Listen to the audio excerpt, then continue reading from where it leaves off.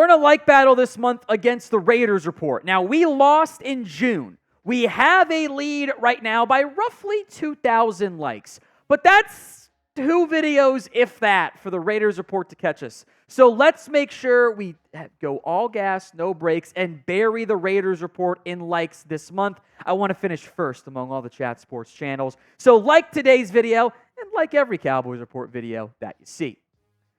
ESPN's going through their position rankings. They consult with scouts and executives and coaches and get top 10 rankings and put them all together.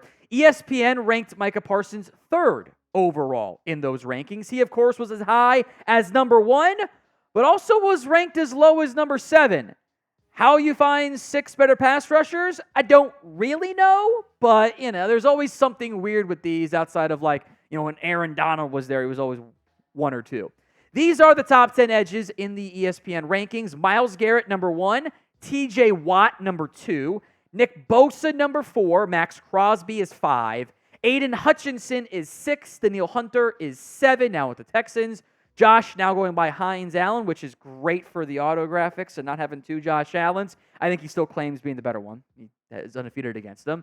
Trey Hendrickson from the Bengals and Brian Burns, now a member of the Giants.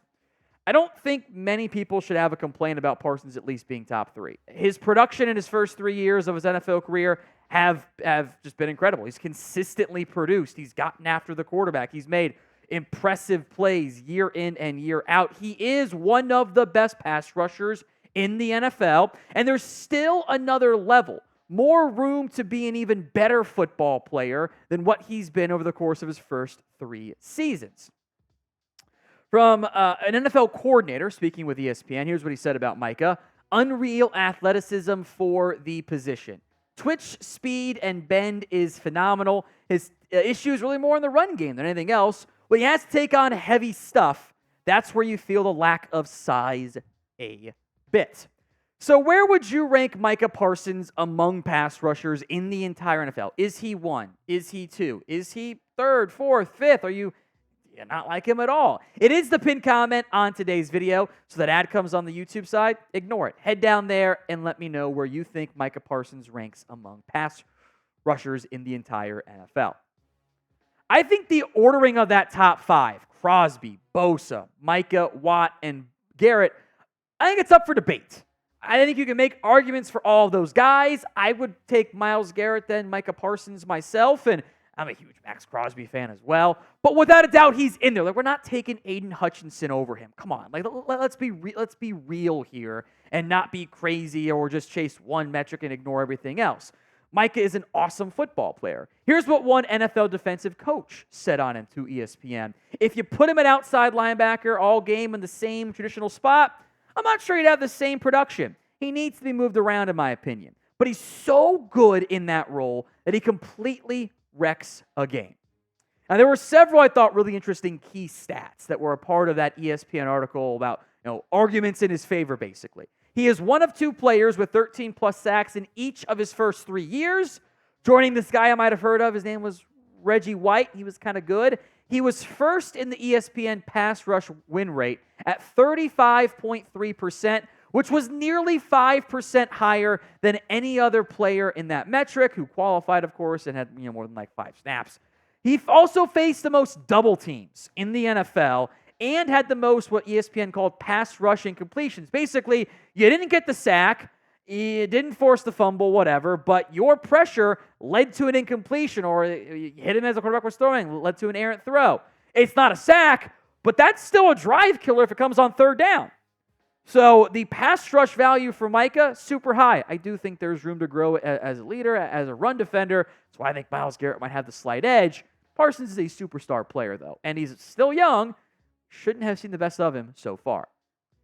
Now, ESPN also did their safety rankings. Donovan Wilson getting a vote, at least one of them. He was in the also receiving votes category, which means at least one person voted him in the top 10, which I was surprised by, to be quite honest. Counting all the different votes, he was 22nd, or at least tied for somewhere in that range, because they don't rank out the others receiving votes.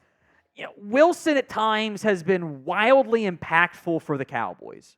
And at times, he hasn't been. I thought he was better in 2022. And that's just, even the raw numbers show that. The tackles for loss, the sacks, the PBUs. He's willing to hit. He's a physical football player. I think he is a really good safety. Would I have voted him top 10? No. I do not agree with that. Maybe it was Dan Quinn voting. Who knows? Dan always liked Donovan Wilson quite a bit there. But I do think Wilson is a very good football player, just not top 10 football player, at least that's safety. I want you guys to help us beat our subscriber number from last July. That was 304. We are past the halfway mark to getting there, and we're not yet to the halfway mark of the month. But we have to stay hot. So if you haven't already, help us beat that sub number by hitting that sub button, youtube.com/@CowboysTV. How about a potential shorter Dak Prescott deal? Ian Rapoport mentioning Prescott could get that shorter contract in an extension with Dallas. Didn't really go into details, just kind of mentioned it from that perspective. I do think this could make some sense, though. And there's pros and some cons to both sides. Pro number one, Dak gets another chance at a big fat contract. You give him a 4 or 5 year deal. When that contract's up, I don't know if he's really still going to be in his prime. At that point, you're kind of probably getting the back end of the career. Although, because I don't know if he's going to have a Brady Rodgers type of, playing into his 40s campaign. Also allows the Cowboys to move on sooner. If you want to do a 2 or 3 year deal, whatever, it gets you that earlier out potentially. It's very similar to what we saw with Kirk Cousins, who technically speaking got paid a lot. And if you're the agent of Dak, you can go, hey, you know what? Let's go like almost fully guaranteed, because if you're doing a 2 year deal, he's going to get it all anyway. And then he gets to claim that in the reporting and everything, and it's a feather in his cap, so to speak. Now, in general, not always, but in general, when you add more years to a contract, it usually means more per year, because the way you're able to structure a deal, the backloading of it, the flow of it, you added an extra $2 million per year, give or take. So in theory, if you go shorter, maybe you get a little bit of a discount from a per year perspective. Now, Rapp also said it's up to Dallas to get this going. And he's right. I hate to be the refrain guy, but Dak holds the leverage here. He cannot be tagged. He cannot be traded. There is a very long list of teams, at least in terms of who needs a quarterback, that would have interest. Unless their guy plays really well. What happens if Miami doesn't pay Tua? Dak would thrive in that offense. He'd be so perfect for them. And we're going to pay Dak 60 versus Tua 55. Does that $5 million matter for Miami? I'm not so sure. So from the actual contract negotiation perspective, if Dallas wants to make it happen, they're the ones who have to push for it. So will the Cowboys extend Dak Prescott? Y for yes, N for no. Go ahead and sound off for me in the comments of today's video. I don't know what happens. I think it's 50-50 at best, but I do want to hear from you guys, Y or N. Could Luke Schoonmaker not be a roster lock in Dallas? Blogging the Boys did not list him among their 35 roster locks for the upcoming season. The main argument was health, apparently. They wrote, we consider Luke Schoonmaker, seeing as he's a former second-round pick, but his inability to remain healthy gave us pause.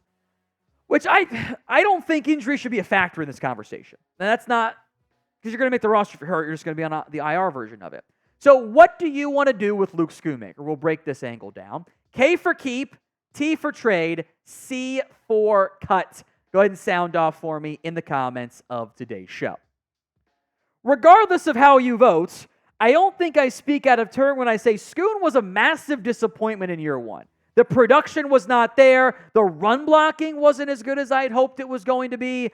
And he did not remotely live up to the expectations and the need of impact from a second-round pick in last year's draft. Jake Ferguson's obviously tight end one, and that's actually a good thing to have, even if maybe you were hoping for more from Schoonmaker. He got great play from Fergie.